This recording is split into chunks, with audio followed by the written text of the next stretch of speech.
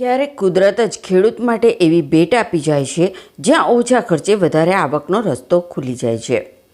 અંકલેશ્વર તાલુકાના જૂના દીવા ગામમાં તાડના વૃક્ષો આજે એવી જ કુદરતી સમૃદ્ધિનું જીવંત ઉદાહરણ બની રહ્યા છે। અહીં તાડની ખેતી કોઈ યોજનાબદ્ધ વાવેતરથી નહીં, પરંતુ કુદરતી રીતે ઉગેલા ઝાડોથી વિકસીને ખેડૂતો માટે આવકનું મહત્વપૂર્ણ સાધન બની છે। ગામની સીમમાં અસંખ્ય તાડના વૃક્ષો જોવા મળે છે। વર્ષો પહેલાં ઉગેલા આ વૃક્ષો આજે ઉનાળાની ઋતુમાં ભરપૂર ઉત્પાદન આપી રહ્યા છે। હાલ તાડપળીની સિઝન શરૂ થતાં રોજના સરેરાશ 5000થી વધુ તાડપળીઓ ઉતારવામાં આવી રહી છે, જે સીધી બજારમાં પહોંચે છે। તાડના ઊંચા અને જોખમી વૃક્ષો પરથી ફળ ઉતારવાનું કામ સરળ નથી। અનુભવી કારીગરોને રોજના અંદાજે 1000 રૂપિયા મજૂરી ચૂકવવી પડે છે, જ્યારે કટિંગ અને પ્રક્રિયા માટે વધારાનો ખર્ચ થાય છે। છતાં ઓછા રોકાણ અને કુદરતી ઉત્પાદનના કારણે ખેડૂતોને સારો નફો મળી રહ્યો છે। હાલ તાડપળીનો હોલસેલ ભાવ 100 નંગ દીઠ આશરે 400 રૂપિયા છે। શહેરના રિટેલ વેચાણ દરમિયાન એક તાડપળી 10 રૂપિયાથી લઈને 4 તાડપળી 50 રૂપિયામાં વેચાતી જોવા મળે છે।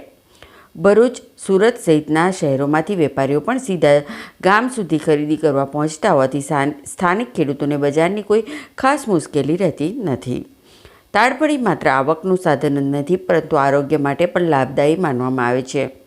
ગરમીમાં શરીરને ઠંડક આપતી, પાણીની ઉણપ દૂર કરતી અને પાચન ક્રિયા સુધારતી તાડપળી ઉનાળાનું અમૃત ફળ ગણાય છે।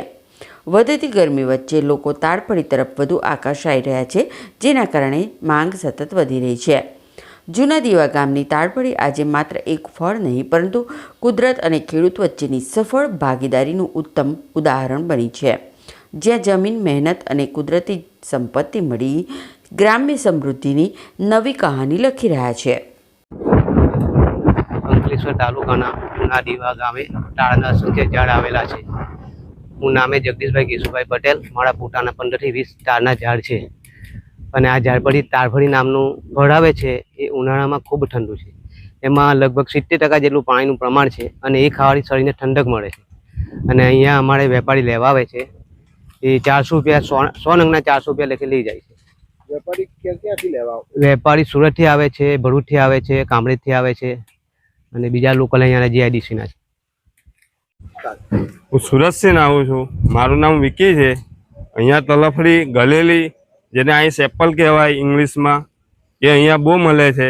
એટલે સુરતના વેપારી અહીંયા આવે છે માલ લેવા, આ ગલેલી લેવા માટે, અને એ ગલેલી લઈ જઈને સુરત વેચે છે। અહીંયા વસ્તુ સારી મળે છે અને અહીંયા ગલેલી બહુ ઉગે છે, એટલે સુરત બધા વેપારીઓ અહીંયા આવે માલ લેવા, માલ લઈ જઈને સુરત વેચે, ગમે ત્યાં લઈ જઈને વેચે। અહીંયા સારી વસ્તુ મળે છે।